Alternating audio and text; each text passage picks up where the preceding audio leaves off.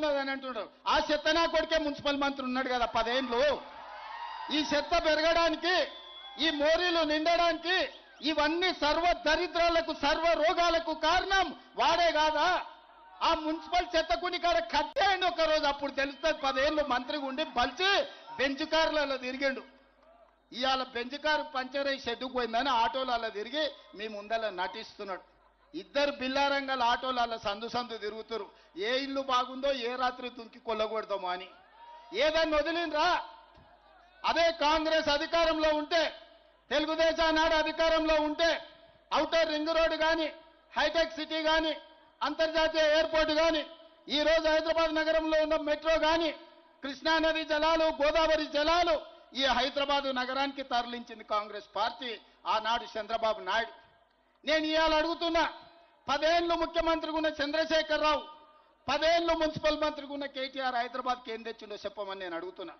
శిల్పారామం మేం కడితే ఈ సన్నాసి వాడు సెల్ఫీలు దిగి పెడుతున్నాడు. హైటెక్ సిటీ మేం కడితే ఈ హైటెక్ సిటీ చూడని దాని ముందర బొమ్మ దిగుతాడు. నువ్వు బొమ్మలు దిగనికి నువ్వు ఉన్నావా?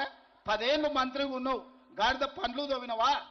మేము హైటెక్ సిటీ కడితే, మేము ఔటర్ రింగ్ రోడ్ వేస్తే, మేము అంతర్జాతీయ ఎయిర్పోర్ట్ కడితే, మేము ఐటీ కంపెనీలు అందిస్తే, మేము ఫార్మా కంపెనీలు అందిస్తే, మేము మెట్రో రైలు తీసుకొస్తే కేసీఆర్, కేటీఆర్, హరీష్ ఏం తెచ్చిరా? జన్వాడలో 100 ఎకరాలలో వార్డ్ ఫామ్ హౌస్ కట్టుకున్నాడు. గజ్వేల్లో 1000 ఎకరాలలో కేసీఆర్ ఫామ్ హౌస్ కట్టుకున్నాడు. మోయినాబాద్లో 50 ఎకరాలలో హరీష్ రావు గారు ఫామ్ హౌస్ కట్టుకున్నాడు. కల్వకుంట్ల కవిత శంకర్పల్లి దగ్గర ఫామ్ హౌస్ కట్టుకుంది. ఇది నిజమా కాదా? ఒకవేళ ఇది అబద్ధమని కేటీఆర్ అంటే 48 గంటలలో 100 బస్సులు పెడతా జూబ్లీ హిల్స్లో. ఈ 4 ఫామ్ హౌసులు మిమ్మల్ని తిప్పి చూపిస్తా.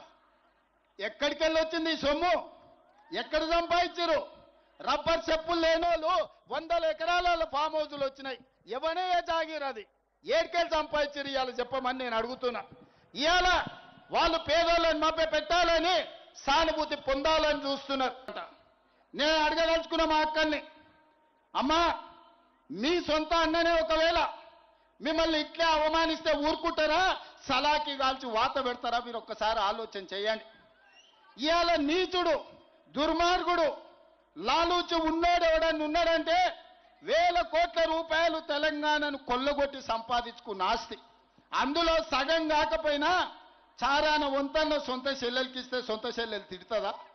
ఇవాళ సొంత చెల్లెలు ఆదిలాబాద్ నుంచి మొదలు పెడితే అలంపూర్ వరకు తిరిగి నన్ను మా అన్న వీధిన పడేసిండు, నా తండ్రి సంపాదించిన ఆస్తిలో సిల్లి గవ్వ నాకు ఇయ్యలేదు, ఈయన్ని బొందబెట్టురని సొంత చెల్లెలే తిరుగుతుంది. ఇవాళ ఈయన వచ్చి మహిళా సెంటిమెంట్ గురించి మాట్లాడుతున్నాడు. మహిళా సెంటిమెంట్ గురించే మాట్లాడాల్సి వస్తే, మహిళలకు జరిగిన అన్యాయం గురించి మాట్లాడాల్సి వస్తే, మంత్రివర్గంలో ఒక మహిళకు 5 ఏళ్ళు మంత్రి పదవి ఇయ్యలే కేసీఆర్, కేటీఆర్. దానికి సీపూర్ దెబ్బలు కొట్టాలనా లేదా? మా అక్కలు ఆలోచన చేయరు. మా అక్కలు శాతగానోళ్ళ ఇండ్లు నడుపుతలేరా? కంపెనీలు నడుపుతలేరా? విమానాలు నడుపుతలేరా? బస్సులు నడుపుతలేరా? ఈ ప్రపంచాన్ని ముందుకు పరిగెత్తిస్తలేరా? ఇవాళ ప్రపంచాన్ని నడిపించే శక్తి కాంగ్రెస్ పార్టీని ఇందిరాగాంధీ నడిపించింది. కాంగ్రెస్ పార్టీని 25 ఏళ్ళు సోనియా గాంధీ నడిపించింది. ఇవాళ కాంగ్రెస్ పార్టీని ప్రియాంక గాంధీ ముందుకు నడుపుతుంది, రాహుల్ గాంధీకి అండగా నిలబడి. ఇంట్రెస్టింగ్ ఉంది, ఏం జరుగుతుందో అర్థమైతలేదు. కానీ ఒకటి బాధ కూడా ఏంది అని అంటే, అన్ని పార్టీలలో అందరు పెద్ద నాయకులు ఓన్లీ జూబ్లీ హిల్స్నే ఉన్నారు. నిజంగా నిన్న ఒక రైతు ఒక మాట అన్నాడు, జూబ్లీ హిల్స్లో రైతులు ఉంటే మాత్రం ఇమీడియట్గా మా పత్తి పరిష్కారం అవుతుండే, పత్తి సమస్య అన్నాడు. ఇప్పుడు ఆడ రైతులు లేరు, ఎలక్షన్ నడుస్తుంది కాబట్టి అసలు రైతులు వీళ్ళు ఇక్కడ పట్టించుకుంటలేరు. అదే ఏదైనా ఒక రూరల్ నియోజకవర్గంలో ఎలక్షన్ అయితే ఖచ్చితంగా ఇవాళ మొత్తం తడిసిన వడ్లు కొనేటోళ్ళు, తడిసిన మక్కలు కొనేటోళ్ళు, తడిసిన పత్తి కొనేటోళ్ళు. ఎన్నికలు అర్బన్ ఏరియాలో అవుతుంది, పట్టణంలో అవుతుంది కాబట్టి రైతుల్ని పట్టించుకుంటలేరు. అది మాత్రం